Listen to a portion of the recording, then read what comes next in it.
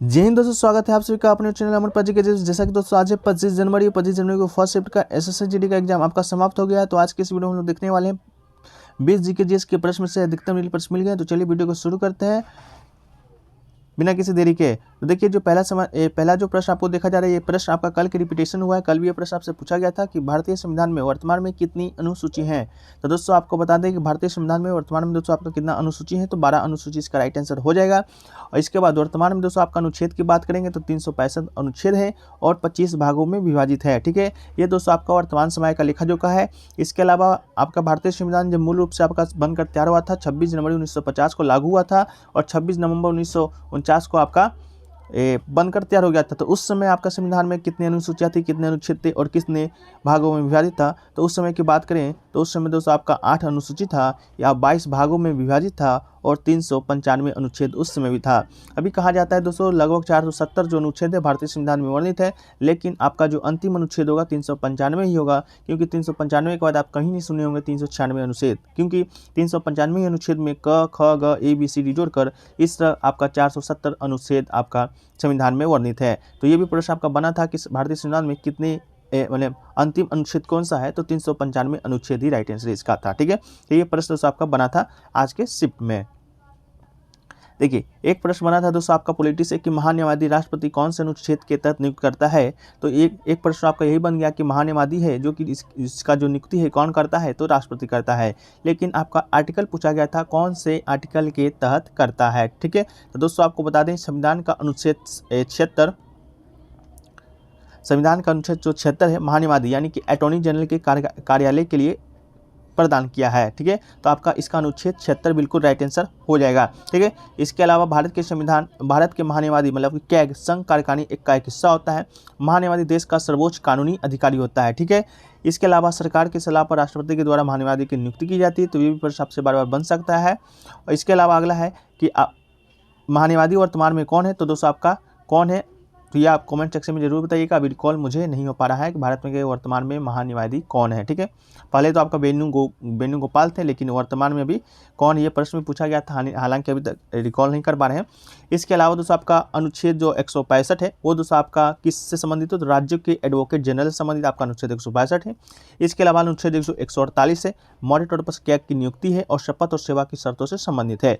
अनुच्छेद 53 ये दोस्तों आपका कल के शिफ्ट में पूछा गया था कि प्रत्येक राज्यों के लिए एक राज्यपाल होता है, हर एक व्यक्ति को 2 या 2 से अधिक राज्यों के राज्यपाल के रूप में नियुक्त किया जा सकता है। तो राज्यपाल की नियुक्ति भी आपके राष्ट्रपति के द्वारा ही किया जाता है अनुच्छेद 153 के तहत। ये भी क्वेश्चन कल आपके शिफ्ट में बना था। ठीक है, तो बहुत सारे जो क्वेश्चन है दोस्तों आपको बता दें कि जो अभी तक जितने भी शिफ्ट हुए हैं उनसे वही छप रहे हैं, मतलब कि रिपीट हो रहे हैं या तो उसके जुड़े तथ्य से आ रहे हैं। ठीक है, तो इसके लिए दोस्तों आपके लिए PDF को एक तैयार किया गया है, जो कि दोस्तों अब तक के जो शिफ्ट में पूछे गए, अब तक लगभग 32 शिफ्ट में आपका एग्जाम हो चुका है। तो 32 शिफ्ट में पूछे गए 600 प्लस क्वेश्चनों का एक PDF तैयार किया गया है विद एक्स्ट्रा फैक्ट्स के साथ। ठीक है, जिसका जो शुल्क है मात्र 20 रुपये रखा गया है।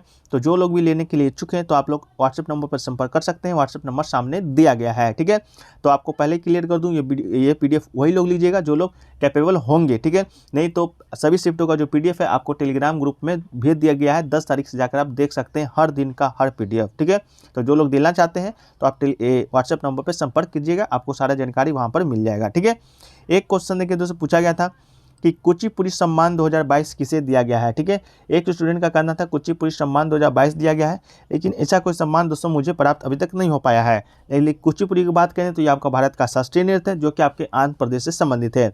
लेकिन देखिए अंतर्राष्ट्रीय स्तर पर ख्याति प्राप्त कुचिपुड़ी नृत्यंगना अपर्णा सीतासन को वैश्विक स्तर पर कुचिपुड़ी के क्षेत्र के लिए उत्कृष्ट योगदान के लिए जनवरी 2022 में प्रतिष्ठित राष्ट्रीय नृत्य शिरोमणि पुरस्कार 2022 से सम्मानित जरूर किया गया है। ठीक है, तो इसका राइट आंसर ऑप्शन बताइएगा। इसके अलावा इसका क्वेश्चन में कुछ आपका लिंक में छूटा हुआ है तो इसको पूरा कर दीजिएगा। अगर ये आपका पुरस्कार था राष्ट्रीय नृत्य शिरोमणि पुरस्कार 2022 तो इसका राइट आंसर आपका अपर्णा सतीसन हो जाएगा, जो कि कुचिपुड़ी नृत्य से ही संबंधित है। कुचिपुड़ी आपके आंध्र प्रदेश का शास्त्रीय नृत्य है, इस बात को भी याद रखिएगा। ठीक है, एक क्वेश्चन देखिए दोस्तों पूछा गया था त्रिपुरा के उपचुनाव से संबंधित कोई आपका प्रश्न पूछा गया था। ये व्यक्ति का नाम दिया गया था और पूछा गया था ये व्यक्ति है कौन से जगह से खड़े हुए थे। तो आपको बता दें कि अगरतला में भाजपा से कांग्रेस में लौटे सुरदीप रॉय बर्मन जीते। ठीक है, तो एक सुरदीप रॉय बर्मन आपका त्रिपुरा के उपचुनाव में जीता था, हालांकि आपसे नहीं पूछा गया होगा।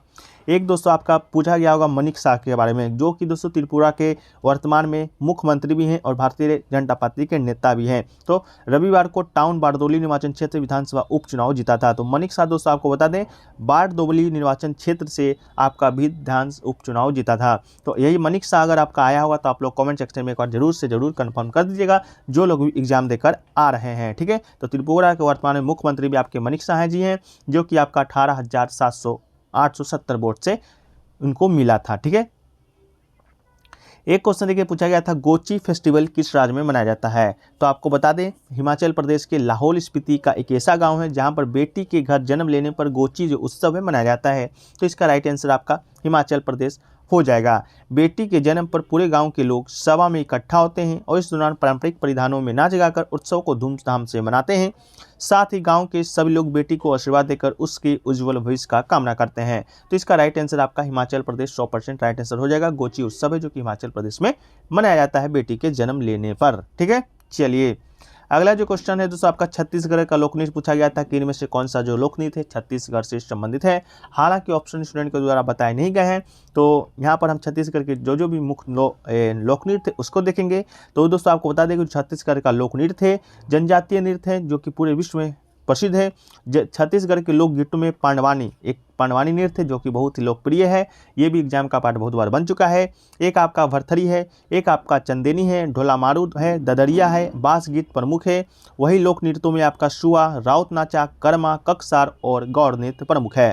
ठीक है, तो आप कमेंट सेक्शन में बताइएगा इनमें से कौन सा ऑप्शन आपके एग्जाम में कंप्यूटर स्क्रीन पर छपा था। ठीक है, चलिए एक क्वेश्चन देखिए दोस्तों आपका फुटबॉल से संबंधित आपका क्वेश्चन पूछा गया था कि फुटबॉल में जो गोल पोस्ट होता है, जो आप जहां पर आपका फुटबॉलर है जो कि गोल मारते हैं उसका शायद ऊंचाई पूछा था। ठीक है, ऐसा ही प्रश्न आपसे पूछा गया था। तो आपको बता दें कि पेनल्टी स्पॉट 10 यार्ड या 9.15 मीटर का होता है। इस पेनल्टी स्पॉट से गोल 11 मीटर की दूरी पर होता है। यार्ड में बात करें तो पेनल्टी स्पॉट से गोल 12 यार्ड गज की दूरी पर होता है। फीट में देखें तो पेनल्टी स्पॉट से गोल 36 फीट की दूरी पर होता है। ठीक है, तो हालांकि आपका ऊंचाई पूछा गया था और गोल पोस्ट से आपका एक और क्वेश्चन देखने को मिला था, हालांकि प्रश्न आपका मिल नहीं पाया है। तो गोल पोस्ट का ऊंचाई दोस्तों आपका क्या दिया गया था ऑप्शन में, आप लोग कमेंट सेक्शन में जरूर बताइएगा।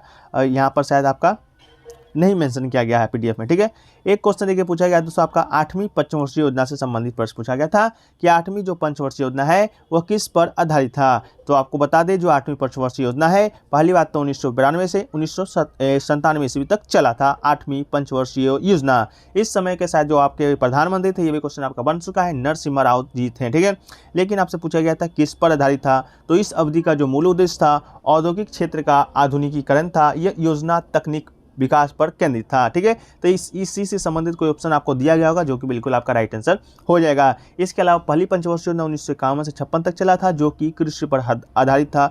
द्वितीय पंचवर्षीय योजना दोस्तों आपका उद्योग पर आधारित था जो कि आपका 56 से 61 तक चला था। और तृतीय पंचवर्षीय योजना दोस्तों आपका कब से कब तक चला था, ये लोग आप कमेंट सेक्शन में बता दीजिए, बहुत बार हमने आपको बता चुका है। ठीक है, एक क्वेश्चन देखिए पूछा गया था 1952 के ओलंपिक में भारत की तरफ से पहला मेडल किसने जीता था, यानी कि स्वतंत्र भारत का पहला व्यक्तिगत पदक ओलंपिक में किस व्यक्ति ने जीता था, ये क्वेश्चन आपसे पूछा गया था। तो खासावा दादा साहेब जादव मतलब कि केडी जादव व्यक्तिगत स्पर्धा में ओलंपिक पदक जीतने वाले पहले भारतीय खिलाड़ी थे। जादव ने 1952 के हेलसिंकी ओलंपिक में कुश्ती में कांस्य पदक जीतकर भारत का परचम लहराया था। तो इसका राइट आंसर आपका केडी जादव हो जाएगा। ठीक है, ये भी पूछा जा सकता है 1952 का ओलंपिक कहाँ हुआ था, तो ये आपका हेलसिंकी में हुआ था। हेलसिंकी दोस्तों आपका किसका राजधानी है, ये लोग आप लोग कमेंट सेक्शन में बता दीजिएगा। एक क्वेश्चन देखिए दोस्तों पूछा गया था भील जनजाति से संबंधित आपका कथन दिया गया था, उसी में से आपको बताना था कौन सा कथन है जो कि सही है। तो आपको बता दें कि जो भील जनजाति है भारत की एक जनजाति है, मध्य भारत की जनजाति है जो कि सर्वाधिक विशिष्ट क्षेत्रों में फैली हुई भी जनजाति है। इसके अलावा भील जनजाति की बात करें तो ये आपका राजस्थान, गुजरात, उड़ीसा, महाराष्ट्र में फैला हुआ है। इसके अलावा छत्तीसगढ़, महाराष्ट्र राष्ट्र में एक अनुसूचित जनजाति है। भील त्रिपुरा और पाकिस्तान के सिंध से तारपाकर जिले में भी बसा हुआ है। तो इसका आंसर बताना दोस्तों मेरे पास की बात नहीं है, क्योंकि आपका कथन से संबंधित प्रश्न आ गया था। कथन स्टूडेंट को याद नहीं रहते हैं, 1 घंटा का एग्जाम रहता है, कितना ही प्रश्न आप याद करके आएंगे स्टूडेंट। ठीक है, एक क्वेश्चन देखिए दोस्तों, पूछा गया था मगध साम्राज्य से संबंधित कि मगध जो साम्राज्य है उसकी जो मगध साम्राज्य दोस्तों कौन सी नदी के किनारे बसा हुआ था। तो मगध साम्राज्य की बात करें दोस्तों तो ये आपका गंगा नदी के किनारे ये तो आपका मगध जो साम्राज्य तो बहुत बड़ा फैला हुआ था, ठीक है। जो मगध साम्राज्य की राजधानी थी पाटलिपुत्र, वो दोस्तों आपका गंगा नदी के किनारे स्थित था। तो इसका राइट आंसर आपका 100% गंगा नदी होगा अगर आपके ऑप्शन में होगा तो। इसके बाद मगध महाजनपद की बात करें, साम्राज्य की बात करें तो ये आपका 16 महाजनपदों में से एक था। आपको मालूम होगा अंगुत्तर निकाय एक बौद्ध धर्म ग्रंथ है, उसमें आपका 16 महाजनपदों का उल्लेख हुआ है 6th BC में, ठीक, 6th सेंचुरी BC में। इसके अलावा ये पटना तथा गया जिले में इसकी जो फैला हुआ था। इसका जो पहला राजधानी था आपका वर्तमान में गिरिवश था, ठीक है, जो कि राजगीर के नाम से भी जाना जाता है। बाद में आपका पाटलिपुत्र हुआ था। इसके अलावा दोस्तों आपका इस वंश का जो आपका संस्थापक था विदर्थ वंश का विदर्थ था, ठीक है, और जरासंध यहाँ के प्रतिष्ठित राजा थे, ठीक है। इसके अलावा दोस्तों बात करें कौन सा नदी के किनारे स्थित था, तो यह आपका स्थित था गंगा नदी के किनारे, इसकी राजधानी स्थित था। हालांकि ये सोन नदी से भी घिरा हुआ था, पुनपुन नदी से भी घिरा हुआ था, तीनों ओर से ये आपका घिरा हुआ था मगध साम्राज्य, ठीक है। इसके अलावा दोस्तों और भी क्वेश्चन पूछे गए थे जो कि अभी तक प्राप्त नहीं हो पाए हैं। हिंदी से देखिए क्वेश्चन पूछा गया था आपका हाथी का चाहे प्रवासी शब्द पूछा गया था, हाथी का प्रवासी शब्द पूछा गया था, एक और प्रवासी शब्द आपका पूछा गया था, हालांकि मिल नहीं पाया है। एक दोस्तों आपका इलेक्ट्रॉन से संबंधित कोई प्रश्न आया था 12वीं कक्षा में इलेक्ट्रॉन से संबंधित, तो क्वेश्चन स्टूडेंट क्लियर नहीं किए हैं। तो जो लोग भी एग्जाम देकर आ रहे हैं, अगर इसके अलावा भी आपको और कुछ क्वेश्चन याद है तो आप लोग क्वेश्चन को जरूर कमेंट सेक्शन में बताने का प्रयास कीजिएगा, ठीक है। अगर आप हमारा PDF लेना चाहते हैं जिससे कि प्रश्न आपका बार बार रिपीटेशन हो रहा है और उससे फैक्ट से आ रहे हैं, तो जरूर आप व्हाट्सएप नंबर पर कांटेक्ट कीजिएगा। व्हाट्सएप नंबर आपको ऊपर दिया गया है। इसके अलावा डिस्क्रिप्शन में भी व्हाट्सएप नंबर को आपको प्रोवाइड कराया जाएगा, ठीक है। तो चलिए वीडियो को समाप्त करते हैं। वीडियो कैसा लगा कमेंट सेक्शन में बताइएगा, अच्छा लगा वीडियो को लाइक कीजिएगा, दोस्तों में अधिक से अधिक शेयर कर दीजिएगा। चैनल पर होंगे चैनल को सब्सक्राइब जरूर कीजिएगा और नोटिफिकेशन बेल को ऑल पे क्लिक कर लीजिएगा। चलिए मिलते हैं नेक्स्ट वीडियो में, जब तक के लिए जय हिंद जय भारत।